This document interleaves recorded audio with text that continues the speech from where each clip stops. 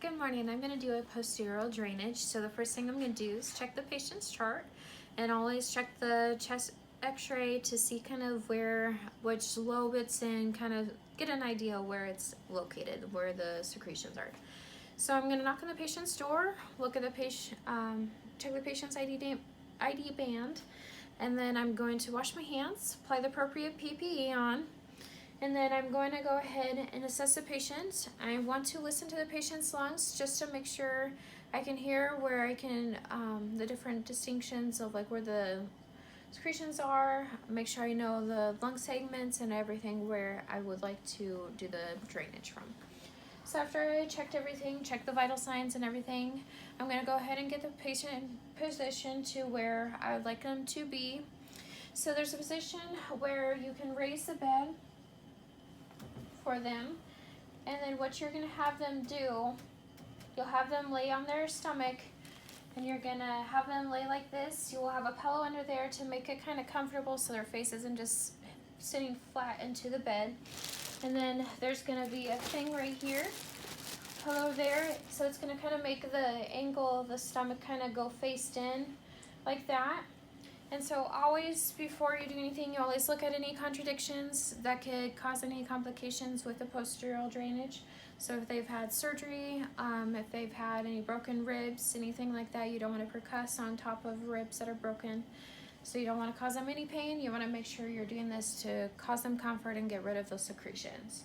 So you can always explain to the patient what you're doing, make sure they understand it's just different positions to help them clear out the secretions, to get them loosened up, that way they can cough them up.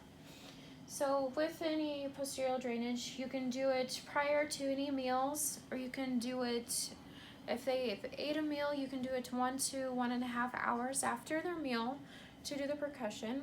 So when you're ready, so like you would always, so have a face patient, always when, especially after you already have the patient positioned, you want to always face them to make sure they don't have any harm. If you notice anything that could go wrong.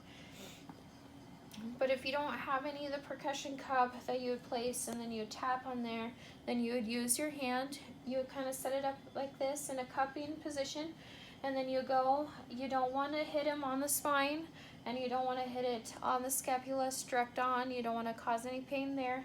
You want to stay in the rib area, kind of right in the middle there where the lobes are, and you want to kind of go like that and do the percussion like that. And so there's different positions. So when you're done and you did the percussion, you got what you needed, then you can remove the pillow.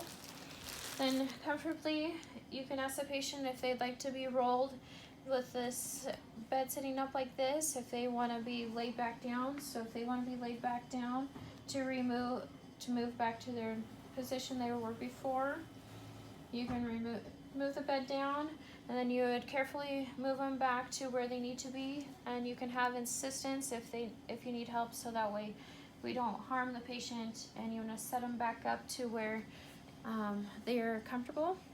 But every time you do a percussion, you always want to have them sit upright like this, and you want to have them do a strong, nice cough, and you want to have a cup or anything, a basin ready for them to cough into. But if you need a sample of the sputum that they cough up, you need to have a little lab cup that they can cough into. That way you can take it to the lab when you are finished. But when you're done, you'll reposition the patient, remove the PPE, wash hands, reapply gloving to reassess the patient. Make sure you chart down any distinction of the sputum sample.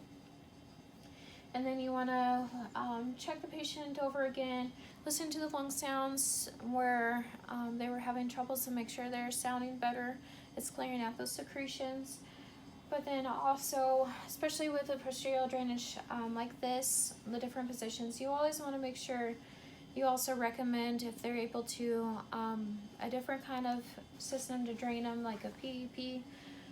Therapy such as an acapella. You can do an easy pap, so that way, like an easy pap would be something easier for them to do, and if they need a nebulizer treatment, that could be a suggestion that you can make to the doctor to help them out.